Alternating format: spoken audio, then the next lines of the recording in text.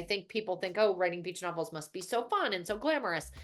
And it is sort of, but what I've learned is that people reach for my book, a lot of people reach for my books because they are having difficulties in their life and they need an escape.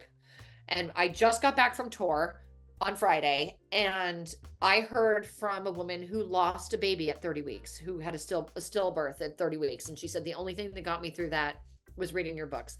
I had heard from a woman whose mother was in hospice, and she said my mother was in hospice, and I read her the identicals, and that was the last thing she heard before she passed.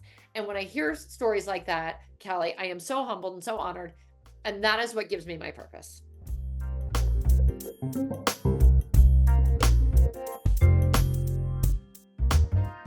Hello, everyone. I'm Callie Crossley of the GBH Newsroom. I am so excited that you are here to join us. You may know me for my radio show, Under the Radar with Callie Crossley. It's also a podcast. Or you may know me for my commentaries or appearances on GBH's Morning Edition, or from my work on the newest radio and podcast, The Culture Show, here at GBH. I'm so excited to have you here today. I am thrilled, in fact, to be hosting GBH's Beyond the Page with Elin Hilderbrand. It is my great pleasure to welcome best-selling author Elin Hilderbrand to Beyond the Page. Elin Hilderbrand is the author of 28 novels, including her latest book, Swan Song, which I have already had the pleasure of reading. Tonight, we have the privilege of delving into the world of this literary force, gaining exclusive insights and a sneak peek into Swan Song. No spoilers here, which you can get your own signed copy later on this evening, so stay tuned. Now, without further delay, please welcome to Beyond the Page, Elin Hilderbrand. Elin! Hi, Callie. How are you?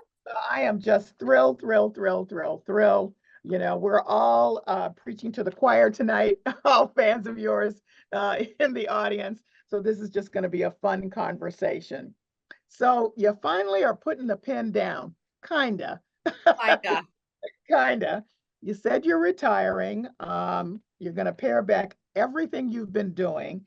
And I thought I would give the audience a little sample of all the stuff you've been doing so they can understand why you decided to retire. This is what you wrote for the Oprah Insider just last week. Yes. You said, for 23 of the past 25 summers, I took 2001 and 2004 off, back when my children were babies. I have delivered a Nantucket-based summer novel. For 7 years in the middle of my career, I published 2 books, 4 novels in my Winter Street Holiday series, and 3 set on the winter paradise of St. John. I covered every part of the island of Nantucket, every holiday and festival. I wrote about every possible drama and scandal appropriate to a beach book. I did historical fiction and a murder mystery. I wrote about hotels twice, restaurants twice, weddings twice. I even wrote about rival island Martha's Vineyard twice. I left no cobblestone unturned. So that was it for you. That's enough, huh? Well, I wanted to be very intentional. Yeah. So I'm finished with the Nantucket books, and I wanted to be very intentional in calling it a retirement because I didn't want people to expect a Nantucket summer book in 2025 or in Yeah. 2026 or even in 2027. I will be writing. I will be writing. I'm writing all the time, but the business plan that I've been on, Callie, of one Nantucket book every summer is coming to an end, and I wanted to be very clear with my readers so that they weren't wondering what was going on, that I'm stopping that. What has been the experience? You first came to Nantucket in 1993. We're talking 2024. Everything we've just said that you've written, how did living on the island shape you, both your writing and you yourself, and maybe vice versa? So, I always say I owe everything I have and everything I am to Nantucket. I got here in 93. I was an impressionable 23-year-old, almost 24. And I was working in New York. I lived in New York City. I was working as a teacher. I had taught in IS 227 in Queens this year before I got to Nantucket, and then I had a job teaching up in Westchester County in 1993, 94. So the following school year. So I had the summer off, and I was like, I'm going away. I sublet my apartment. I wanted to go to Nantucket. because I had grown up going with my family to Cape Cod, and those summers had been very magical and really left an impression on me. And I wanted to go back, but not to the Cape, but to somewhere that would be my own. Okay. And that was going to be Nantucket. And I can remember when the ferry pulled into the harbor thinking, I paraphrased John Denver, it was like coming home to a place I had never been before. And I thought, I never want to leave. That first summer was eye-opening, and it was magical, and I fell madly in love with this island, and I thought, I'm going to find a way to make it work here. I went back to New York. I taught the second year, and then at the end of that school year, I sold all my belongings. I sold my furniture on the street, as one can only do in New York, and I moved to Nantucket and didn't really have a plan, didn't have a job. Thought I was gonna, write, and I started. I had a novel that I was working on, and that was set in New York, and and I ended up like meeting a guy, and then we traveled in the winter. So he worked at a beach club. This ends up being my husband, who is now my ex-husband, but he's still a dear friend, and really the formative person in the book is dedicated to him. Met Chip, and we he worked at the beach club in the summer, and then he would travel in the winter. So that's what I started doing. So I started traveling. We went all around the world. We went to Asia, and Nepal, and Thailand, and all these places, Bali, and crazy backpacking. And anyway, so after we did that for a couple of years, I decided it was time to apply to Iowa, the University of Iowa Writers Workshop. And some of your viewers will know that Iowa is an extremely storied writing program, right? I would call it prestigious. It is prestigious, I right? would call it prestigious. At Yes. this juncture, can't believe I got in, but I did, and I got there, and I felt very privileged to be there, to be chosen. I now know how difficult it is to get into Iowa, and I got there, and I was really very, very unhappy, and I've not been shy about saying this. I was miserable. My type of writing was not appreciated there. I got crucified in workshop, week after week. Nobody liked my work. They thought it was too, I think, just a little bit not quite serious enough for them. Or I wasn't talented enough. I'm not sure what it was. I also did not like being in Iowa City because I was a coastal person, and I had been living on Nantucket, and I got to Iowa and things were vastly different, and it was all pig farms and cornfields, and I couldn't find a lobster roll. I mean, the whole that is being a little bit glib, but I was a fish out of water. And they had free therapy at the university. So I availed myself of the free therapy. Off I go. And the therapist says, I think it's pretty clear what has to happen. And she said, you need to start writing a novel about Nantucket. And that is in fact what I did. And at that time, Callie, this would have been it was 96 or 97. The beach book did not really exist. There was women's fiction. There were things like, the book Hot Flashes. There was Judith Krantz. There was Barbara Taylor Bradford. There was that genre of women's literature. The beach book did not really exist. So I didn't have anybody that I was modeling myself on. I just thought, all right, I'm going to write a novel about the hotel where my then husband worked. And it didn't do well. I mean, it was picked, the Beach Club came out in 2000. It was picked as People Magazine's Beach Book of the Week, but I mean, I got a very small advance. My advance was $5,000. They printed 2,500 copies. This was But not. They sold out. Yeah, they did. They sold out, but it was not like an auspicious start, truly. And it took me until book 6 to really break out. And but I kept writing about Nantucket, and because that was what I knew, and I was living, a relatively glamorous life. My husband, my then husband, worked at a beach club, and it had all these guests that would come, and they were all quite wealthy, and they would take us out to dinner because we were a young couple, and they thought we were fun and interesting, and so they would take us out to dinner, and so we'd get to go to all these glamorous restaurants, and I got to sort of see Nantucket from the summer person side. And so that gave me a lot to write about. And then as life went on, we had children, and I became like really embedded in the local community here. And every year you grow and you meet people and new things happen, and I just channeled all that and put it into my fiction. Well, a couple things I want to pick up on. First of all, you are correct. Not everybody can get into the Iowa Writers Workshop. So right away, you already had a baseline of talent to work with. And what makes your books compelling are not only that they are set on Nantucket, and that's interesting to so many of us, because you made Nantucket a character in this, but it's the characters, it is the language, it is the dialogue. It takes about, well, a half of a nanosecond to get right into your book. So, and that is the highest compliment I can give an author, that it takes no time for I you to jump agree. I right agree. in. I'm a very discerning reader myself, and I always look at the opening, because if there's not an interesting turn of phrase, if I don't feel like I can trust the writing and the author to keep me engaged, because I read very literary fiction, and if I don't, in like the first few pages, then I'm sort of like, am I going to like this? Exactly.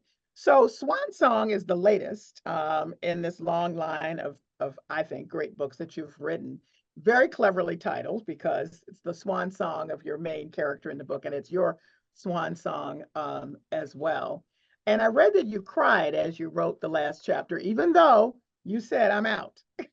Yeah. Well, the funny thing is that Audible, the audio book people asked me, what could I do to make audio more enticing? Now, audio is really a growing section of publishing right now. People are busy and they like to multitask, or they're commuting, or they have their AirPods in, whatever, and they are listening to books. And so the audiobook people wanted me to do something new and different for the audio version. And so I said, why don't you let me read the last chapter?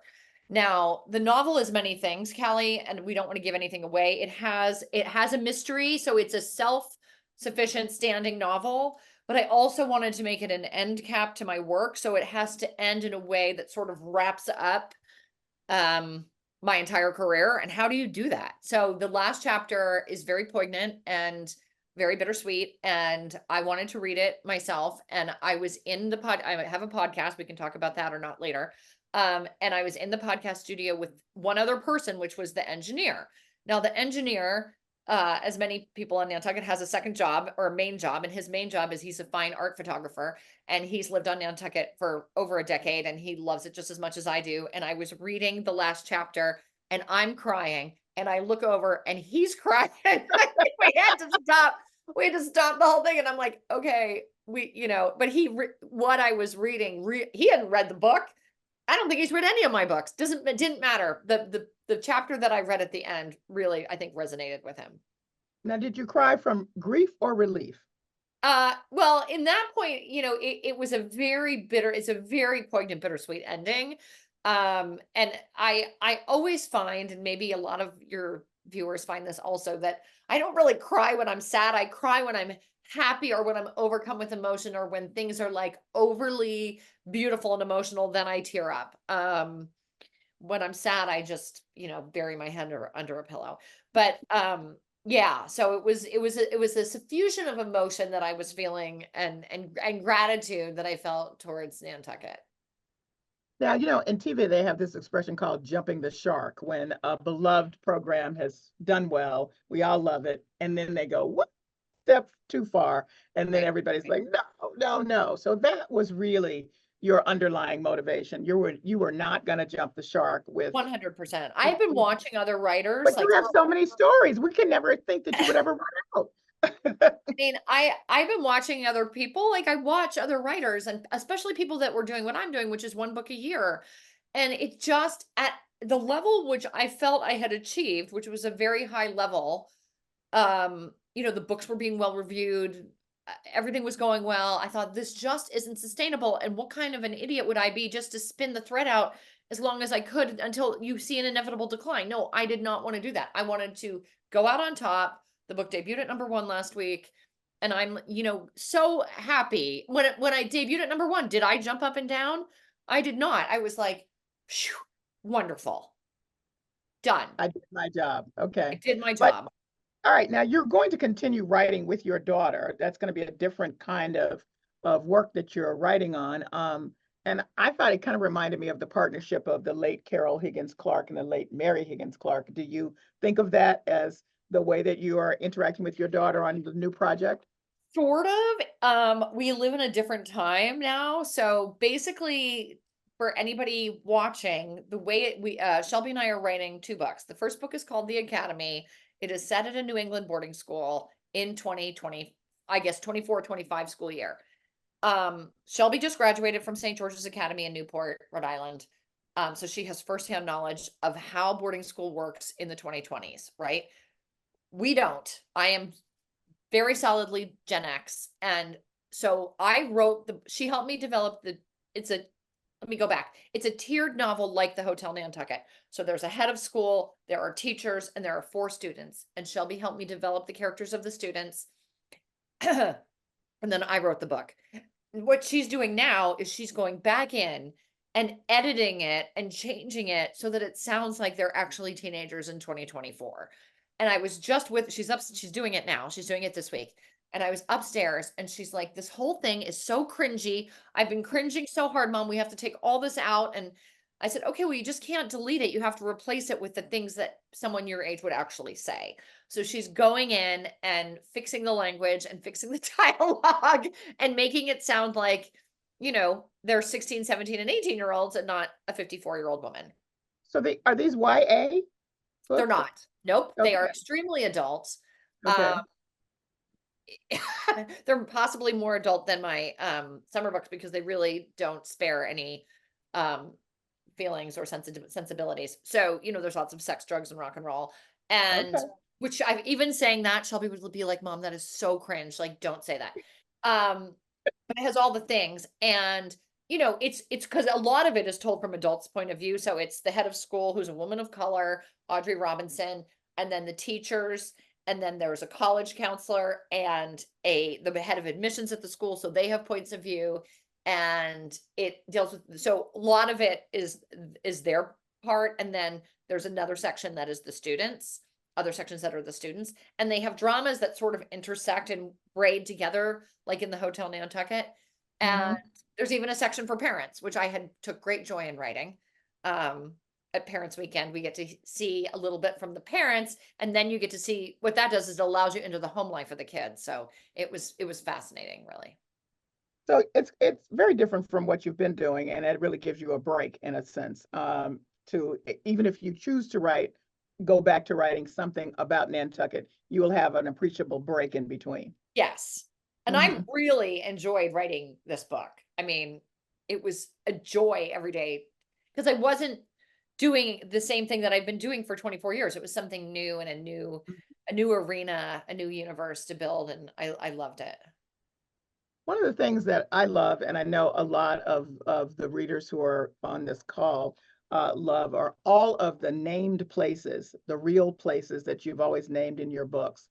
I'm a Martha's Vineyard person, so Philip Craig, the late Philip Craig, used to use all real locations, and it's just so wonderful. So when you visit, you can actually go to the real places. You have a sense of that in a real way. What made you start doing that, or was it just natural? So I wasn't sure what the rules were. Like when I started out, I'm like, can I use a place that exists without, like, or do I have to go get permission? I certainly didn't feel like knocking on doors and getting permission. Um, when I wrote the beach club, it was based on the Cliffside Beach Club where my then husband worked and still works. And I didn't want to use that name because a lot of drama happens there. So I changed it to the Nantucket Beach Club, but everyone sort of knew it was Cliffside. And then I just generally, like, if the place was like a main character, I would change the name, or if something bad happened there or something scandalous, I would change the name. So for example, in my novel Summer of 69, the family belongs to a yacht club, and there is some sexual abuse that takes place at that yacht club. And I didn't want, it was based on Nantucket Yacht Club, but I didn't want to saddle Nantucket Yacht Club with my novel having something bad happen there. So I changed the name to the Field and Oar Club. And the Field and Oar Club has then appeared in other novels of mine, including Swan Song. Mm. And that really works. Now, if you're just setting a scene in a restaurant, what I've learned is that the owners of the restaurants absolutely love it because my readers have taken to the streets. They come to Nantucket, they visit, they want to go to the Chicken Box, they want to go to Cisco Breweries, they want to go to the club car and sing at the piano bar. They want to do all the things that are mentioned in my novels. So I'm very careful about which businesses I'm going to feature because I don't want to duplicate them too many times. But I do love to feature the real places. It really is good. It's good for business. Hmm. Now, I also want to ask about, because you wrote a trilogy set on St. John. Is there any chance you'd be writing another book on that set from that setting? So it's so funny. I have always said no to that question. And then this morning, where was I Hmm. going? I was going somewhere this morning. And I thought to myself, what if I wrote a fourth book and threw like a major, major twist into it? And so Why just today, I was like, I'd have to go back and read the three, but I think I left a loophole open for like a major twist and I could write a fourth book. And so what I'm going to say to you, Kelly, is, and this is breaking news here on it WGBH. sure is. I'm loving it. Never, never say never, because it did cross my mind just this morning that I could get a fourth book out of there.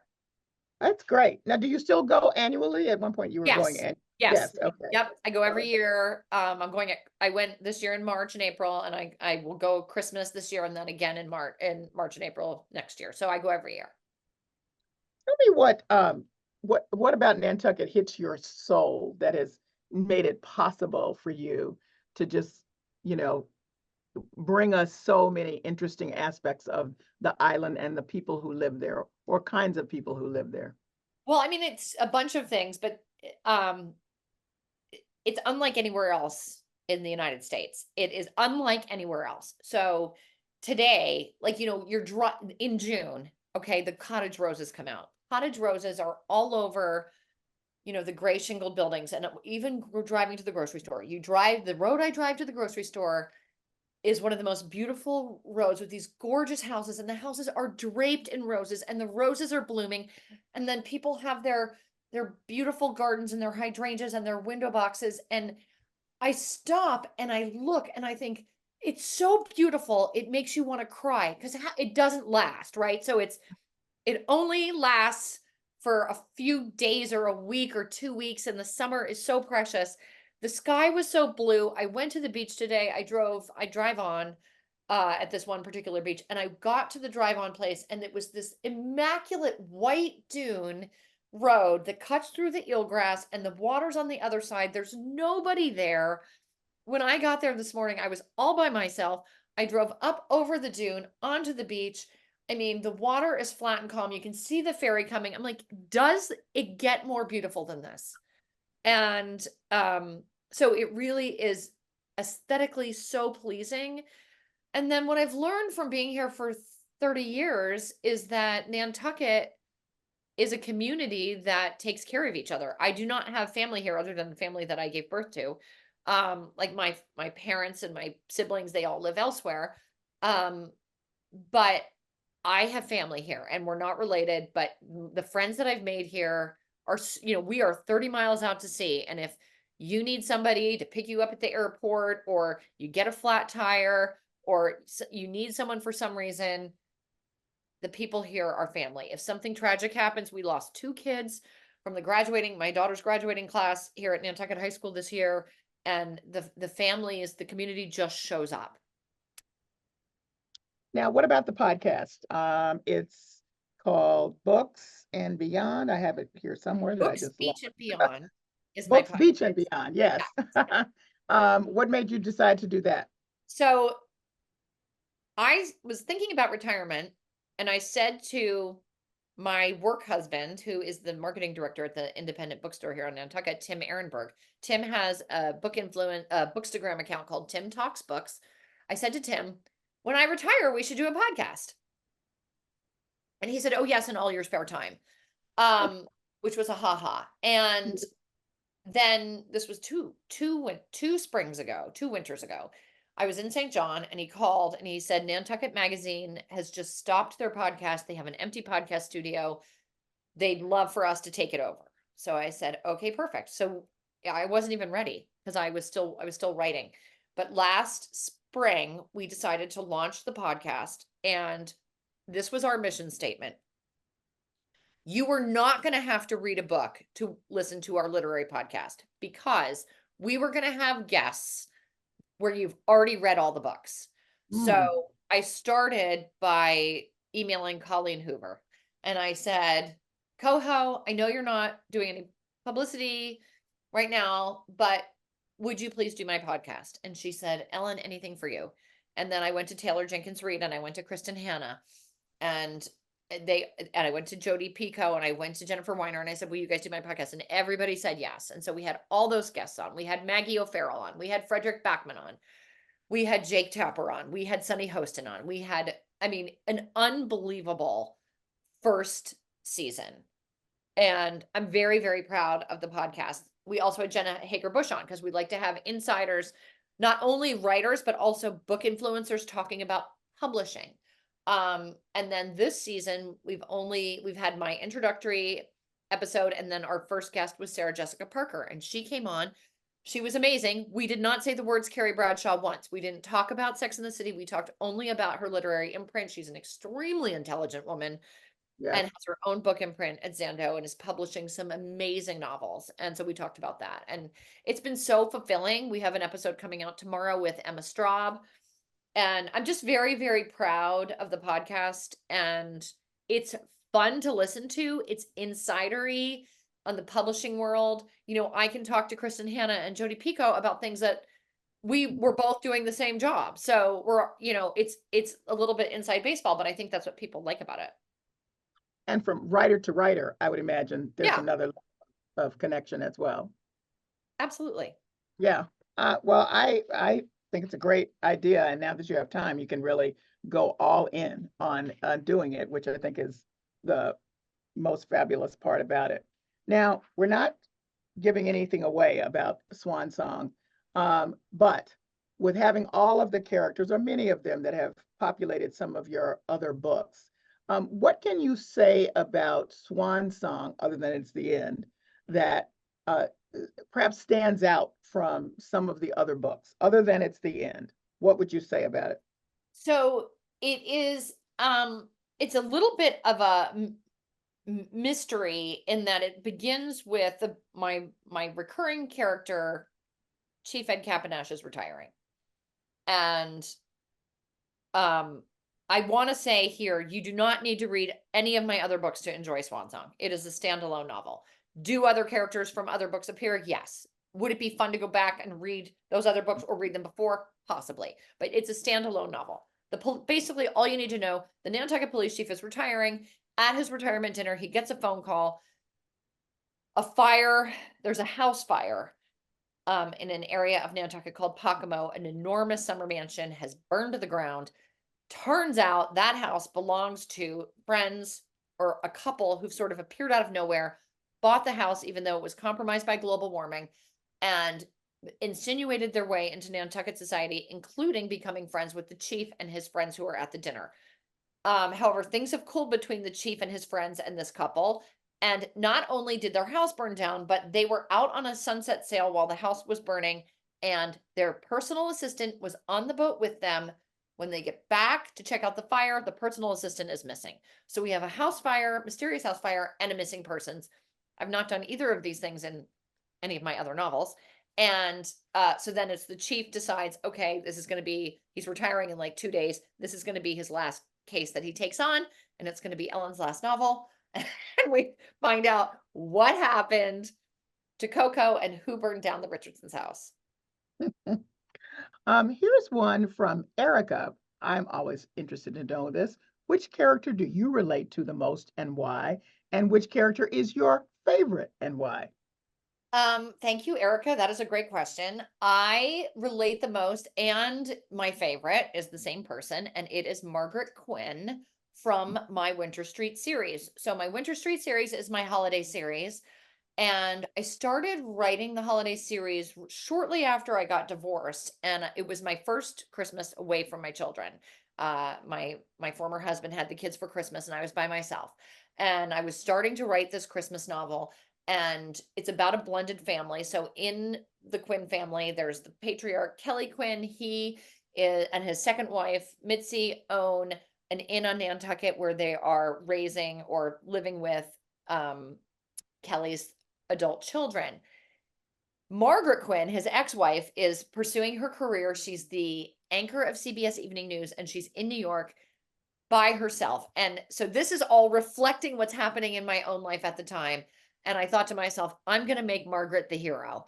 And she has a bit of an unfair advantage because I spend 4 books with Margaret. And over the course of those 4 books, she really becomes just a wonderful, amazing character. And she's got a very warm relationship with her ex-husband and with her children. And she is my favorite. But it did start as me trying to make myself feel better as a newly single mom. Okay. Now, I have so many questions about your writing process. So, first of all, how do you describe your process for writing these novels? And let me be even more specific. These are questions that came in even before tonight. How do you begin your process? Do you always start with research and then an outline? So I don't do any of that. I will, when I'm starting a novel, I write longhand in notebooks, which is so old fashioned, but what can I say? I'm in my 50s. So I take my legal pads. I use white or yellow legal pads. And the first thing I'll do is I'll do 3 or 4 pages of notes. What are the things? And I also have notes in my phone, like copious notes in my phone. And what are the things that I want to include in the novel? Who are the main characters? What are their names? And then just a little bit about them. And then I dive right into scene. And this is why uh I just feel like if once you get into the scene, you can start figuring out who the characters are. Okay, there is no person, there is no way that you can know who your characters are without writing them. They just aren't fully formed. Think of like when you drop your child off at college and you meet the roommate on day 1 and you think to yourself, he seems perfectly nice. You have no idea who that person is that your child is living with. You can't know it until you spend the semester living with him day in and day out. Same is true for characters, right? I have to write them day in and day out and get to know them and put them in situations, and only in that way do they develop, and then you can figure out where they're going to go next. But there is so I always dive right in, paper writing in a scene, and by scene I mean character, dialogue, setting. There we go. And so, a great scene from the book is about the Richardsons. I'd love you to read a little excerpt to give people a sense, if those who are on this call who may not know about this book or any of your writing. But if you'd read a little bit about the Richardsons from Swan Song. I'm happy to do that. So one of the things you need to know about the Richardsons before I launch in is that they are partiers. They're party animals. In fact, the title of this chapter is Party Animal. And the scene I'm reading is where Nantucket has been invited to the Richardsons' first party. It has a theme. The theme is a pink and white party they're throwing at their summer waterfront estate. We show up wearing flamingo, blush, salmon, magenta, fuchsia, and rose gold. We wear pearl, blanched almond, alabaster, polar ice cap, and cloud. Fast Eddie is in a pink and white seersucker suit. Is this too much? Apparently not, because the dentist, Andy McMahon, wears a neon pink top hat, and his wife, Rachel, is in swan feathers. Even Romeo from the steamship has cleaned up his act. He's wearing a bazooka gum pink bow tie and has traded in his usual cargo shorts for a pair of pink madras pants. We park along the Richardsons' white shell driveway and note that all the hydrangea bushes are pink. Yes, we overhear Benton Co. say, Leslie wanted the hydrangeas pink, so I put lime around the bases. Whatever Leslie wants, Leslie gets, blonde Sharon thinks. Sharon picks up her pace, even though she's in heels, to meet up with Romeo. You look dashing tonight, she says. Romeo notices Sharon teeter as she crunches through the shells in her stilettos. Impractical, he thinks, though they make her legs look a mile long. Can I offer you my arm? Thank you. Sharon is grateful to Romeo not only for his steadying presence, but also because she now won't be entering the party alone. She imagines Walker hearing that she and Romeo from the steamship were looking cozy together at the Richardsons' party. Ha, it would serve him right. On Nantucket, the prevailing aesthetic for everything, even parties, is understatement. The old society matrons pretend to go to no effort when they entertain, and some of them aren't even pretending. One infamous hostess sends out invitations on index cards that read simply, drinks 6 p.m. Another hostess serves only two snacks, ham and butter sandwiches on postage stamps of Wonder Bread and spears of pickled asparagus. We are elated to find that the Richardsons party gives maximum effort. The entrance is a soaring arch of Juliet roses. Members of the Nantucket Garden Club inform us that Juliets are among the most expensive flowers in the world, and to have such a profusion of them is unheard of. We pose for pictures under the arch. This is something our friends on Facebook have to see. On the far side of the arch, servers hold trays of drinks, flutes of Laurent Perrier rosé champagne, a cocktail called the Pink Lady, made with 888 vodka, and pink lemonade for the teetotalers. We saunter onto the front lawn where a pink and white striped tent shades a full bar, a huge grazing board, and the guitar player, Sean Lee, who at the moment is playing Pretty in Pink by the Psychedelic Furs. The Richardsons are leaning into the theme we see. So that leads me right into Maureen's question. You've talked about having to develop these characters, but you probably started off with rich people first time on the island. She wants to know how you get the ideas then to develop these characters and plots. I watch and I listen, and for a long time, I've wanted to write a novel about outsiders coming in, right? And in this novel, actually, one of my characters decides that she wants to start writing, and she learns that there are two basic plots. There is a stranger comes to town, and there is a person goes on a journey. And so this novel combines those two in different ways, right? But let's say a stranger comes to town. So this new couple arrives out of nowhere. And if what you're asking is, do I base my characters on real people? The answer is no, because the narrative, the book is created to make sense. So every line of the book has to be working towards the end. And real people have too many various random aspects to fit neatly into fiction. So characters have to be, tailor-made for the fiction. So I can't really use real people, but I will occasionally borrow details from people that I know. Hmm. And at every stage, what makes I think the book so rich and Nantucket such a place in the books are that you really imbue it with all the traditions, even in the smallest way, at each point. So we learn what you normally get at any one of these settings and how some people would address an invitation, that kind of thing. That's Right. what makes it so rich, I think. Right. It's specificity. I mean, specificity is my calling card, right? So I like to be very, very, and I would say to anybody who's an aspiring writer out there, be as specific as you can. So that, we feel like we are part of that, we can picture everything. We feel like we are in the scene, all the different colors of pink. And I took a long time, Callie, coming up with those shades of pink and all the different colors of I love white, it. what people were wearing, and then we haven't gotten that far, but once I get into describe the food, like I want you to feel like you are standing in the buffet line waiting for your turn at the fried chicken. That's great. This came in before tonight. Do you pants or plot? And what is the best advice you ever received as a writer? So I'm a pantser, by which I mean I do not outline, and I never, again, I don't know what's going to happen. I did not know what was going to happen at the end of this book. A girl goes missing, and I wasn't quite sure what happened to her until I got just about halfway, um, because it needs to be revealed through the characters and the type of people that they are. And I wasn't quite sure who set the fire. I sort of knew, but I was like, how did this person set the fire? And why did this person set the fire?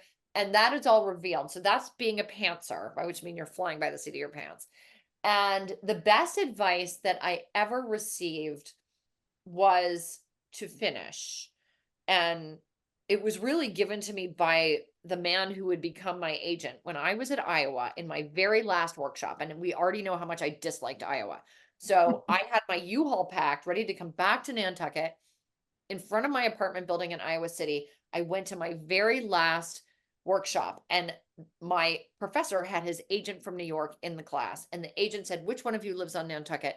And I said, "Me." And he said, "Will you stay and see me after class?" And I did not want to stay and see him after class because I was so anxious to go home. But thank God I did, because Michael has been my agent for 25 years. But he said to me, I told him I was writing a novel about Nantucket called The Beach Club. And he said, "When you are finished with it, send it Mm. to me." But it's so important not to get caught in the nebulous middle. You have to finish what you're working on in order to get anywhere with it. So, and I was not the most talented person at Iowa, but I knew how to finish. Okay. And that's why I'm So on with many, you, Callie. so many people want to know if you have a say in who does the reading for your audiobooks. And that's from Allison. Okay, so Allison, I did not at the begin. So in 2012, which is sort of like the beginning of the audio, right?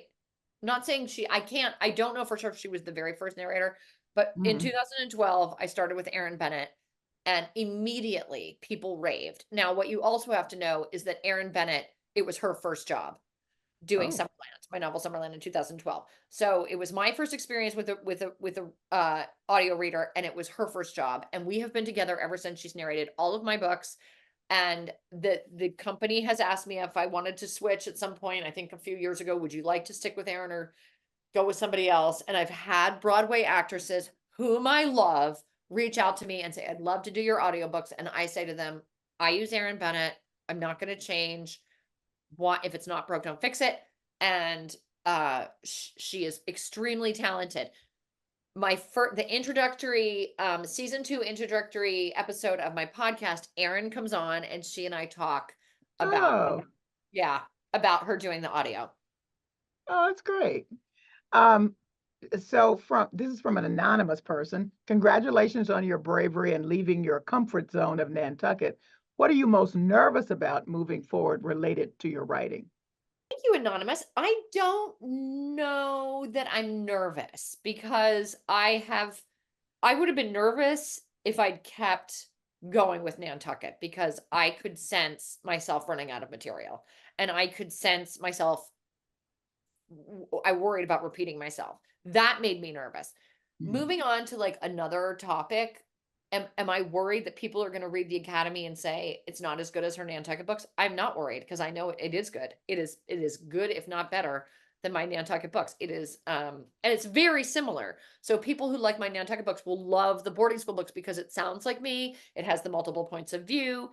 It's told pretty much the same in the same kind of voice. I use a lot of interesting point of view in the Academy. It has a lot of surface energy. People will love it. I'm not worried about that. If I write a different kind of novel, it probably will also sound like me. It just won't be set on Hmm. Nantucket at the beach. Okay. This is another well, that was an anonymous one. I'm going to go to somebody who's not anonymous. Hold on. Um, do you wear Guerlain double vanille? It's such a specific character detail for Leslie. I love reading what labels your characters wear, what they drink, what they listen to. Are these details yours privately or collected from women you know or observe? So, well, neither. Well, sometimes, okay, that's an interesting question.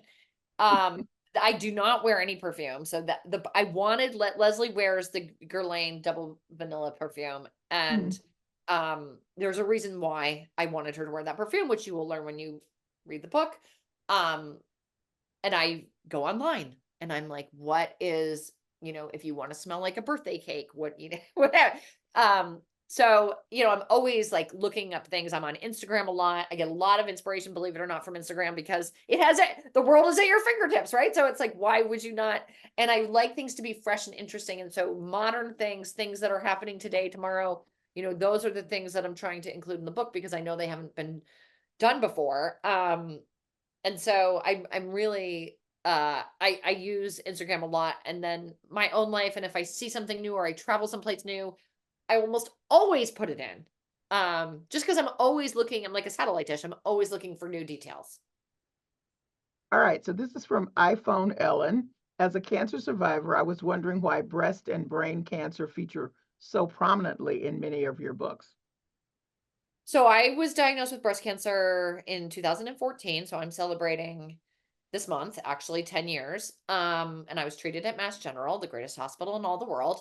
And so I used breast cancer, I'm trying to think, in The I Perfect was trying to Couple. think That too. was 4 Yeah. years. The Perfect Couple, that was 4 years after I was diagnosed, and that was the first time I could sort of deal with it without getting completely triggered. And then I think Mallory in 28 Summers has brain cancer, and I just wanted her to have a different I wanted she was dying. I wanted her to have a different kind of cancer. But because I am a cancer survivor, I have used those storylines.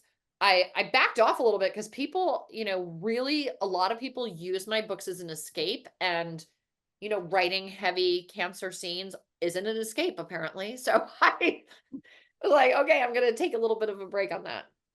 Mm. Jane wants to know, do your friends on Nantucket look for themselves in your books? How do you navigate the actual cobblestone network and not offend people you know? So here's a fact about human nature. Nobody ever recognizes themselves if it's negative. It just doesn't happen. I've used some negative characteristics of people that I know. They've never come to me, and I've never heard secondhand. They do not know it's them. You do not see it in yourself. Um, and so I've never ever had anybody come up to me and be like, "You put me in your novel, and I'm so angry, and I'm suing you." That has never happened. Interesting. Allison says, I noticed that starting with 28 Summers, your books always added in very current pop culture references. I don't remember it as prominent in the earlier books. I wonder why you made it so prominent. Won't it kind of date the books, or is that the purpose? Was it hard to incorporate so much current pop culture? So, that's a great question. And Allison, it might end up dating the books. As I said, I'm operating here on an island that is 4 miles wide and 13 miles long. So I wanted to bring as much. I want to bring as much new material to the books as I can. And so if something is happening in the news or is important today, I like to include it in the novels, and maybe it will date it, but maybe that will be fun because then we'll be like, oh, I remember when that was a thing. Um, yeah, I like it, but that's just, I I like like it. all kinds of details too. Maureen wants to know, Ellen, you're so vibrant and creative. What are your practices for staying inspired? That's a great question. I exercise every single day, and that is something that really sets up my discipline. And the most important thing, of course, about being a writer is not being inspired, it's being disciplined. And so the thing that keeps me disciplined is my exercise regime. I'll show you guys more breaking news on WGBH. My Peloton is right here in my office. And I keep it at a chilly 66 degrees because anybody who's been on the Peloton, you get hot. Yeah. And so I exercise every single day. I do the Peloton, I do a bar class, I do some very slow jogging. And that gets my blood flowing, it gets me thinking, but it more importantly, nobody wants to get on this bike. It is so hard. And I do it because it's difficult and because I make myself do it. And then I'm like, this is the most difficult thing I'm going to do today. The writing, therefore, will be easier. And I've already done something hard and I know I can do hard things. So that really, I would say the exercise is what keeps me focused and disciplined and productive. All right. Anna Sabella says, Ellen, love your books as a high school English teacher and aspiring writer. Given your experience in Iowa, I'm wondering if you'd ever put your name stamp on a writing workshop. Anna, good question. I am gonna just say never. I I taught when I was in Iowa in my second year. It was part of my fellowship. Um, Maybe I would. I haven't actually considered it. It would be very interesting and fun to think about like a Nantucket writers workshop where people came to Nantucket. It would have to be in the winter, and we did some kind of writing. I have never actually thought of it, but that is a very interesting idea. I think that would be very interesting for a number of reasons. And also, I would hope you would have a part of that in which you would offer some constructive critique, Oh, of course. unlike what you got at Iowa. Right. Exactly. You know, I mean, I think that would be really interesting, I have to say. I'd be interested in that. Not that you asked me about it, but here's Elizabeth Mudita Furrer, I think it's her last name. Do you recommend reading the books in order, or can we just jump around? You have a fun way of catching me off guard as I think I know the character or next event. Yeah, the great thing about my books, and did this very intentionally, you can read them in any order. I All the summer no that is true for the summer novels. All the summer novels, of which there are, I don't know how many, 30 minus 7, so 23 summer novels. They are You can read them in any order. You may see characters that you remember from other books, but it's not sequential in any way. I have 2 series, the Winter Street series, which is my holiday series. Those are 4 books. They should be read in order, Elizabeth. And then the Paradise books, which are set in St. John, they must be read in order. Otherwise, you will know the spoiler before you want to. So be very careful if you're reading the series, but anything that's set on Nantucket in the summertime is a standalone. love it. A lot of people want to know, how did you, Susan put it in here though, how did you get your first book published, and did you have to get an agent first? Right. So I was at my very last workshop at Iowa. My professor had his agent in the class. That agent said, "Which one of you lives on Nantucket?" I said, "Me." And it turns out that agent, Michael Carlisle is his name. He had grown up summers on Nantucket, and I said, "Oh, I'm writing a book set there." And he said, when you're finished with it, send it to me." So I sent it to him, and he came to Iowa in May of 1998. I did not finish the Beach Club until January of 99. I sent it to him in a and this was in the days when I printed it out, put it in a box and mailed it to New York. And he called me and he said, "I'd like to represent you and I'm going to make you lots and lots of money." Well, who doesn't want to hear that? This was the most exciting day of my life. So, he sends it out. At that time, there were 13 publishers in New York. He sent it out to all 13 publishers and 12 people rejected it. And finally, he got an acceptance from a publisher and the offer was for $5,000, and $5,000 was not lots and lots of money. And I mean, I couldn't quit my job, and but I took it anyway. And like I said, it was a very, very modest beginning for me for my first 5 books. Really, they sold in the 4 figures. Okay, it was not it was not gangbusters by any means. And then in 2006, I moved to my new publisher, which is Little Brown, and they really believed in me. They put a lot of money behind my marketing. That's when you started to see the beautiful covers and my signature font, and Yeah, and but even that, Kelly, it took years. I did not hit number 1 on the bestseller list until 2019, my 23rd book. I was just incrementally getting higher and higher and more popular, and more people were reading me. And then finally, and I think you can see my number 1, I uh, love that. I love right. that. My first frame number 1 was Summer of '69. And Yeah. very, very proud. Not proud that I got to number 1, but proud of that I wasn't an overnight sensation. I just kept at it. I made sure that the books were good, and I did every event known to man. I did libraries, and I did luncheons, and little and big, and traveled and met people, and it worked. I assume book clubs as well. Joyce has a follow-up to that. Is Little Brown publishing your latest work with your daughter? Yes. Yes, they Okay. are. Oh, okay. Well, this is good. So you're keeping it all in the family, kind Yeah. of, sort of. Um, I'm just making sure that I get everybody's thing as much as I can. I don't know that you directly answered this, but you kind of sort of, but I'll let April G have the last word here. What is the most difficult part of writing a book? Oh, April G. All of it is hard. All of it is hard. It's composing and like creating something from nothing um is hard. And then the revising process, I didn't really talk about the revising process, but I hand the novel in to my editor, and for the summer books it was due at Halloween. I would hand it in at Halloween. Then I would very intentionally take an apartment in Beacon Hill in Boston. I rent it like an Airbnb, and I'd take it for 6 or 8 weeks, and I would move to the Airbnb for 6 and 8 weeks and basically lived like Emily Dickinson. I lit candles. I lived like a hermit. I did not, I just sat and did the revising, which was more like math. It was more like taking the novel apart and putting it back together and fixing it and rewriting it. And some novels required a ton of rewriting and some required not a ton.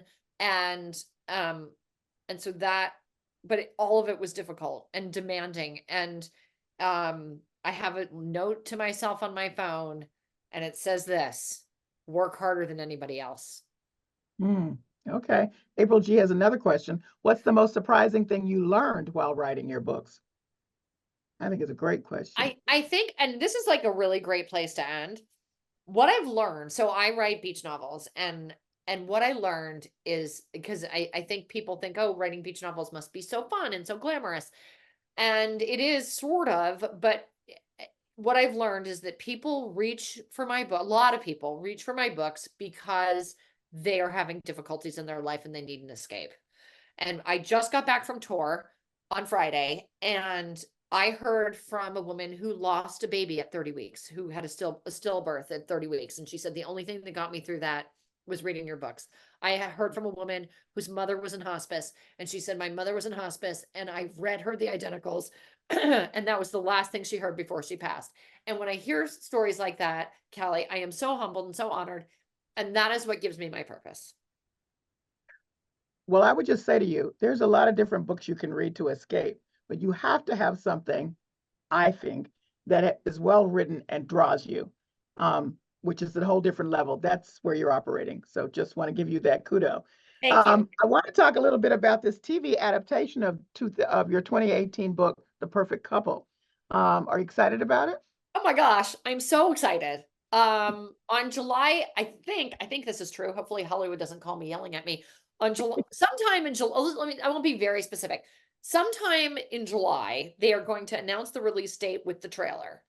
Okay. And I know the release date, but I'm not allowed to say it yet until Netflix announces it. It is a Netflix limited series, six episodes. Nicole Kidman, Liev Schreiber, Dakota Fanning, Eve Hewson, Megan Fahey, an incredible cast. You will know basically every single person in the cast. Susanna Bier, the director, directed The Bird Box, The Undoing, The Night Manager. She is super, super talented and elite. And this is going to be an extremely elevated production. So did I wait 24 years? Yes, I did. Is it going to be worth it? I think the answer is yes. All right, last question. What are you reading now? I have just finished the most wonderful book called Sandwich by Catherine Newman. And so for anybody who loves my books, you should read Sandwich. It refers to Sandwich, the town on the Cape. Um, Absolutely loved it. It's about a story about a family that goes to the Cape for a week and all their various dramas. It's generational. There's 3 generations. And I think readers of my novels will really enjoy it. Okay. Well, it's about time we wrap up. For everybody on this call who thought, God, she was not at all bringing any kind of discernment to her questions, because I'm totally fangirling and I don't care. Everyone knows. So, You're fantastic, Cal. You're always fantastic. It is an honor to be here with you. well, it's certainly an honor for you. I want to thank you for a great conversation. It was a pleasure.